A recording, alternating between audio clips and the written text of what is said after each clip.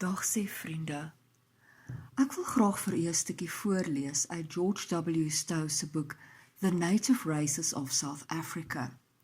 Die boek is klaar geskryf in 1880 en uitgegee in 1905. Die stukkie wat ek gaan voorlees handel oor die gif wat die Boesmans met hulle pyle gebruik het. The Bushmen of the same locality used different kinds of poison on different occasions, according to the description of game they were hunting. Poison sufficiently strong to destroy the springbok and smaller kind of antelopes were not equally successful with the wildebeest and the quagga.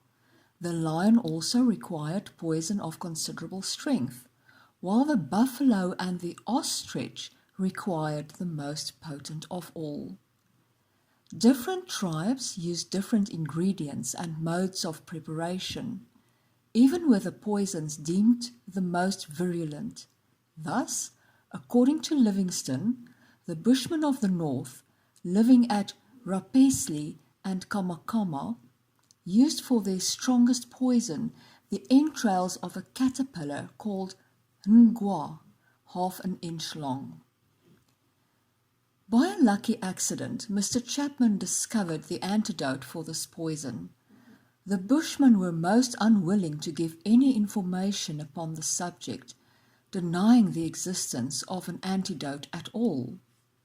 From the researches of the writer, he is convinced that there were certain secrets among many of the tribes which were not known to every member of them, but were kept as heirlooms in a certain branch or family, and which gave them a superiority over the rest, thus laying the first foundations of caste. This seems to have been especially the case, not only in the manipulation and preparation of poisons, and the antidotes suited thereto, but even in a more marked manner among those tribes that produced the great artists of their race. The proper mixture and employment of colours was only known to the few and not to the many. This exclusive knowledge naturally gave rise to an amount of reticence on the part of those who were the guardians of these special secrets that was most difficult to overcome. It is not at all unlikely, however, that when one tribe after the other was broken up and the fugitive members dispersed in all directions, the knowledge of the composition and preparation of the various poisons employed by them, and so necessary as to their preservation, became more widely diffused. But as far as can be ascertained, in the days of their undisturbed possession, this was not so, such secrets being retained exclusively in the families of the ruling chiefs, the knowledge being rigidly withheld from those outside the sacred circle. An illustration that even among the Bushmen the truth of the axiom was recognized, that knowledge is power.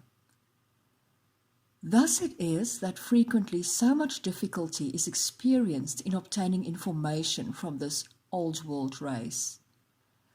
Acting up to the traditions of their fathers, they often either profess a profound ignorance, evade the inquiries, or maintain a mysterious silence.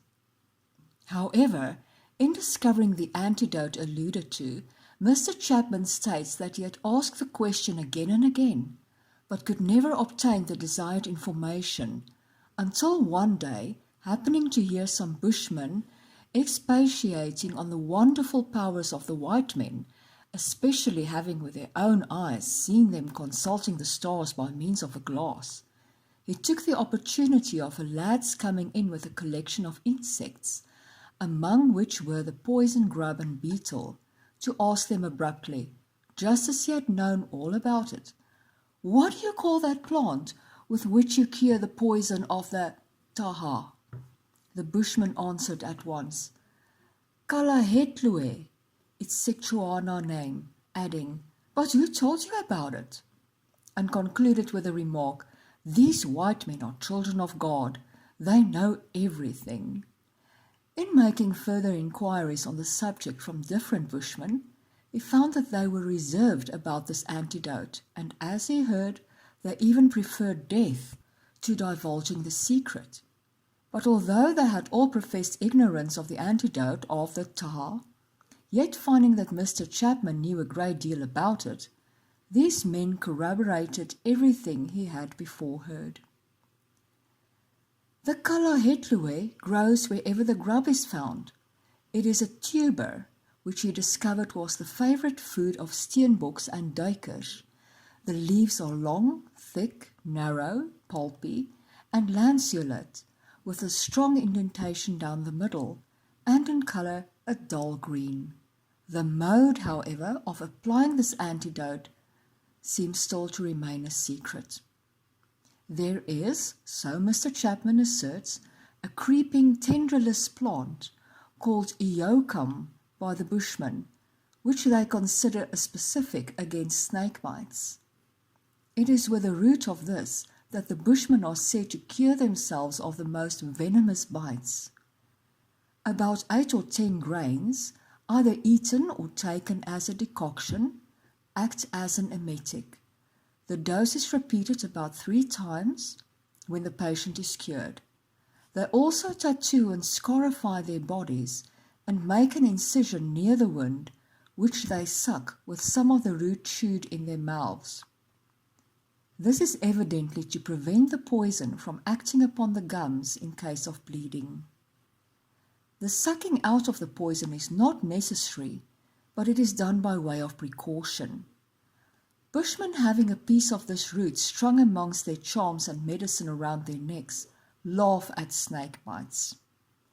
But still so difficult is it to obtain information from the Bushmen with regard to this poison and these antidotes, that Mr. Chapman states it was only after waiting 10 years that he succeeded in gaining the knowledge here detailed, and he considered it quite a triumph that he at last succeeded in extracting so much of the secret from them. He believes that to become an expert naturalist one ought to turn bushman and conquer the language. Then one would learn more about the natural history of many things than from books and study and experiment. They live and depend on existence on animals and insects, and therefore are obliged to know all about their habits and instincts. Another poison used by them was extracted from the Amaryllis distichia, which was called molgift or mad poison by the Dutch and Namakwa Hottentots, from the effects usually produced on the animals which were wounded by the weapons impregnated with it. It was thus prepared. The bulbs were dug up about the time they were putting out their leaves, and cutting them transversely, a thick fluid was extracted, which was kept in the sun until it became quite the consistence of gum. It was then kept fit for use and laid on the arrows near the points. This poison was used chiefly for animals which were intended for food. The milk of one species of euphorbia was also used both for their arrows and for poisoning water. The Bushmen of the West used a poisonous insect for one of their most virulent preparations. This was the most horrid-looking of all the African spiders, commonly called the trapdoor spider. This appears to have been pounded and mixed with the extract of the amaryllis. The Bushmen of the East, the present Queenstown Division and beyond, principally used the venom of snakes, the milk of the euphorbia, and the extract from the poison amaryllis.